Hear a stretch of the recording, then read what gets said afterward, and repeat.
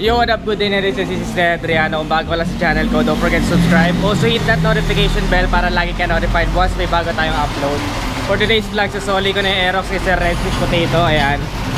Bilang courtesy, syempre papamoto wash muna natin para di naman nakakahiya. Ginamit natin ng matagal. So maraming salamat kay Sir Red Sweet Potato sa pagpapairam niyang Aerox niya. Sobrang laking privilege kasi siya mismo yung nag-offer sa akin na ipahiram to. Hindi ako yung nag-approach sa kanya, siya mismo yung nagsabi, hiramin mo muna, review mo yung Aerox ko. So ayan, papamoto wash lang natin para presentable naman pag sinole. Tapos hiramin ko ngayon yung NMAX naman kasi gusto ko matesting yon. Bibigyan ko kayo ng feedback. Angkas lang muna ako ngayon, siya magdadrive si Banana. So check natin mamaya pag nandun na sa SP on Wheels, and baka dumaan din ako sa Autobuy Market. So without further ado, let's get right to it.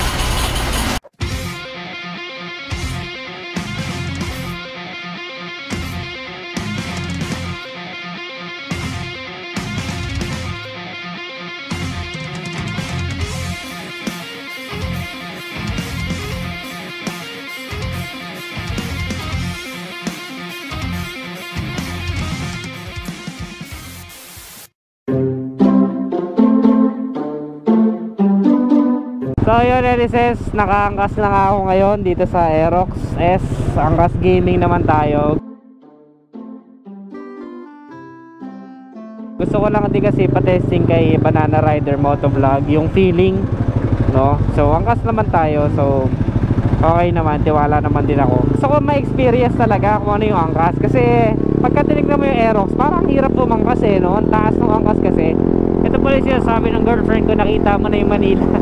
Kita mo na yung mundo, kita mo na lahat to. Kasi ang taas mo nga naman. Masarap din pala para sa angkas kasi hindi ka nadidistract dun sa driver na nahaharangan niya yung way. At least parang na-experience mo din na parang ikaw yung nagda-drive kasi walang nakaharang sa unahan. And also yung cushion niya, yung kutsyon sa upuan, malambot din. So komportable din pala yung angkas, no? Para kasi pag tinignan mo, medyo alanganin, kakapiraso yung kutsyon compared dun sa nagda-drive. Pero solid din pala kasi malambot din yung kutsyon. Kaya pala sabi ko, nagustuhan din ng girlfriend ko na umangkas sa Aerox. Yun nga lang, talagang kakapit ka talaga, kakapit ka kapag ka mabilisan na yung takbo. Dahil kung hindi, may kapitan naman siya dito, may kapitan naman yan dyan. Pero syempre iba pa rin kung nakakapit ka sa driver. Kaya sabi no OBR ko, bawal ka na magangkas ng iba kapag naka-Aerox ka kasi nakayakap eh. So yun lang, kita tayo pag nasa SP on Wheels na ako. Bibigyan ko naman kayo ng feedback dahil syempre gusto ko naman matesting yung Yamaha NMAX. Syempre papalagpasin ba natin ang NMAX? Though alam ko na testing ko na ng maraming beses yung NMAX, kaya lang iba pa rin kapag nagamit mo siya na isang linggo or mas matagal at mas malayong biyahe. Iba pa rin yung feedback mo kaysa sa first impression lang. So kita-kits na tayo kapag nasa SP on Wheels na ako. So tara, punta tayo sa SP on Wheels. A few minutes later. So yun, dito na tayo ngayon sa SP on Wheels. At sinuli ko na nga si Tori, yung Aerox. Ito, yan o, sobrang ganda niya nung nalinis na. Mas ma-appreciate mo talaga yung ganda niya nung nalinis na.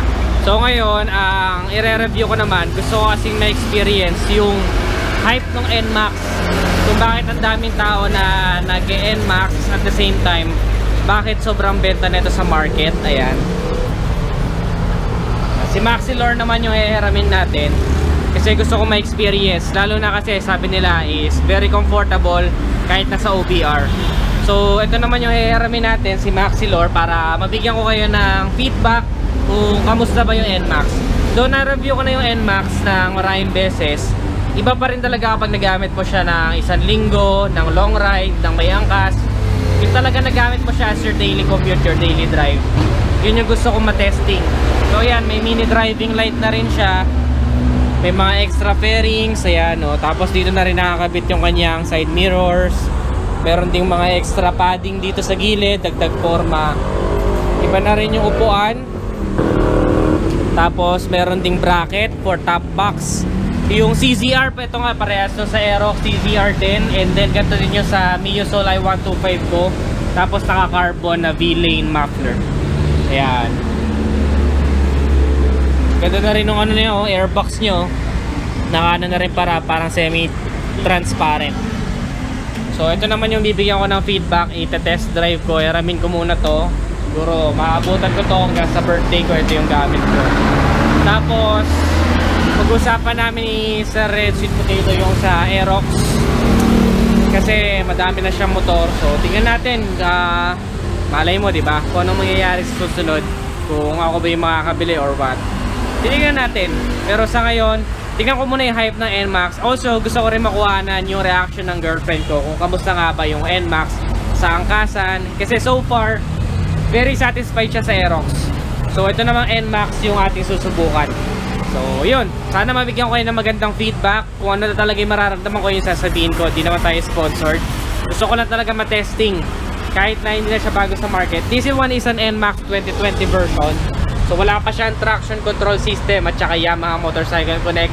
Pero same pa rin yung handling, same pa rin yung braking system. So yun yung bibigay ko sa inyo na feedback. NMAX 2020 or 2021, maganda parehas yung motor na yan. Pero goods na rin tong 2020 version. So tara, subukan na natin.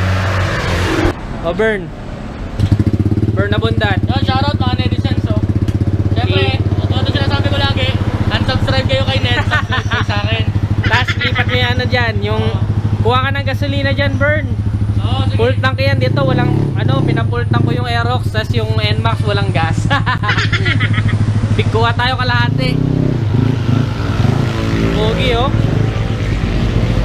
Hindi ko alam ba't nasasaktuhan na yung sinusuot ko pag napunta ako dito, yun din ang suot ni Burn. Hindi ko alam. Lagi ako mukupul sa akin eh. Hindi ko naman sinasabi sa kanya yung susuotin ko, pero Pero nagkakataon. ba't ganun? Yung lupi mo payat, yung sa akin mataba. Oh? Busog yun sa'yo eh, sa akin Yung lupi gutom. Gutom. Pupak yung ano, yung pisngi nung sa akin, baka addict to eh. Ayun na, nanakawan na namin ng ano, gasolina yung Aerox. Punta sa NMAX. Pero umabot ang Laguna. Hindi na aabot yan, pero ko kalahati ng biyahe, papagas din ako dyan. Nasaktuhan naman yung flat seat sa akin, no? Abot-abot ko yung seat height, to. Oh. Ganda. Ano to, Jom? Ngayon ko lang narinig to, ah. Jom? Hindi ko kalala si Jom, pero makikilala na natin ngayon. So ayan, netizens, paalis na ako dito. Hiramin natin si Maxilor. Ano to? Lost thread ba to?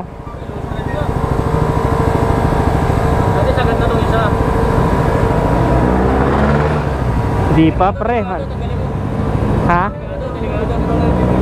Wala na, long trip na to. Wala na to. Wala na, yung isa na lang. Hindi na to naya ano eh. Eh, ganun, bago pa naman yan. Ayan o. Meron na? Oo. Ano sobrang dito? Kumagat na. Dalawa pala to ina-adjust. Isa lang ginalaw mo. Isa lang. Sir Red. Eto, nagaganyan talaga yan. Hiramin natin ngayon. Maxilor to, di ba tama? Maxilor. Hiramin natin ngayon si Maxilor. Malaman natin ngayon ang aking feedback sa kanya. Ayun, kay Sir Red, maraming salamat. Sa SP on Wheels, sinundo natin si Maxilor. Ngayon, sinuli ko lang si Tori. So, angkas ko ngayon si Banana hanggang ang Autobuy Market.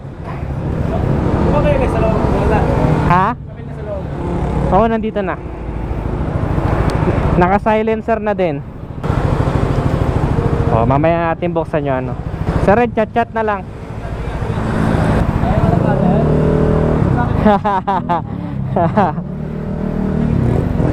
Tara pre. Paano babusina nito? Ano, ayos ka na? Mahirap pa umangkas eh. Mahirapan ka?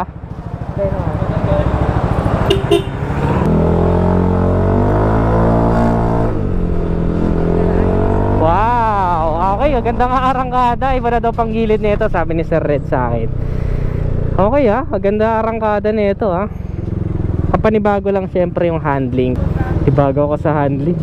Pero okay, ganda ng hatak. Alam ko iba na pang gilid niya. Tapos kahit pa paano nagkaroon naman ng fuel, papagas na lang din ako. Doon ako siguro magpapagas sa may bandang kalagitnaan na.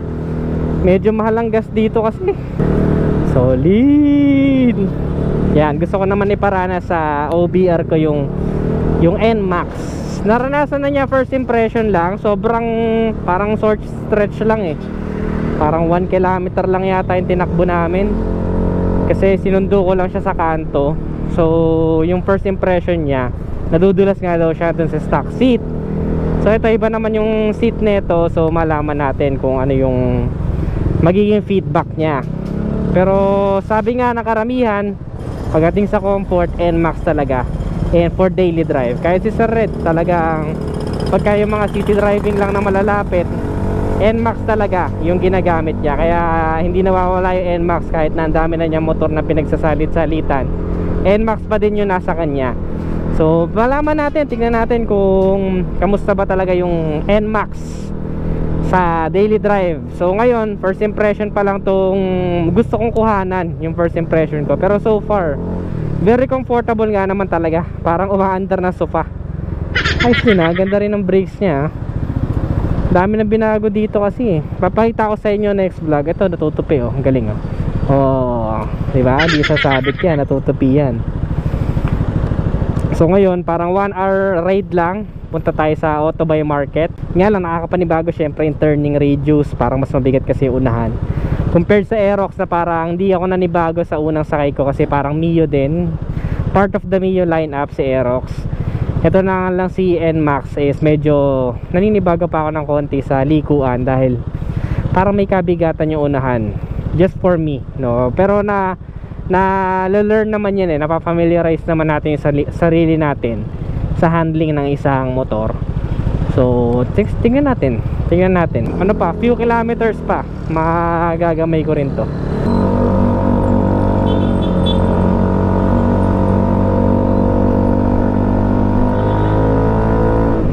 Ayan pala, baka manibago kayo kasi naka-high beam yung itsura niya dyan. Pero totoo is, sa ano lang yan, sa wiring nagkamali. Kapag naka-low beam, naka-high dun sa panel gauge. Ano to? May checkpoint pa ba dito? Or pass-through lang? Parang pass-through lang. Tinitingnan lang nila yung mga tao, naka-helmet, may face mask.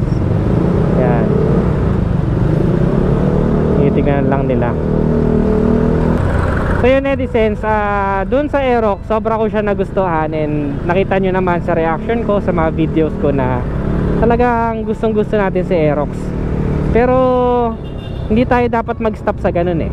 Yung halimbawa, gustong gusto mo isang bagay, kailangan hindi ka magpadala sa sabik, sa excitement na porket gustong gusto mo isang bagay, grab agad, diba? Minsan okay lang yung ganun, yung aggressive tayo sa mga opportunity.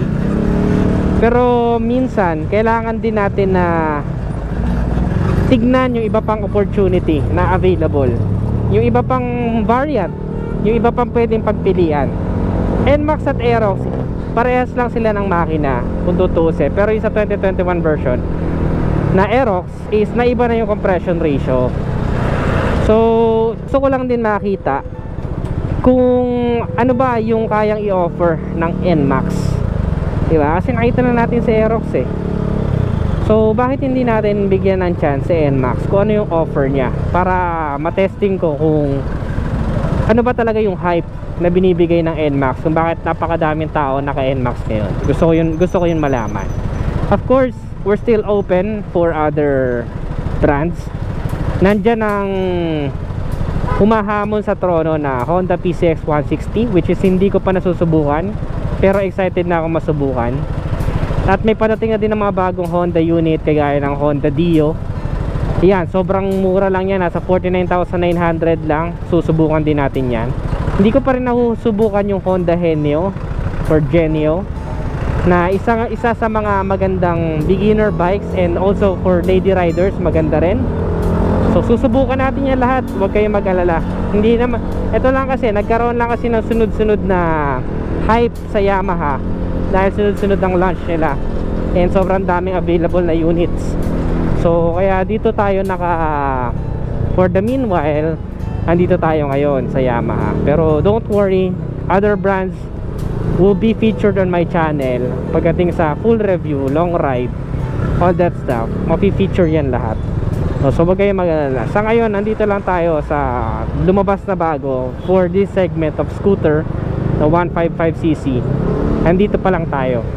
So stay tuned.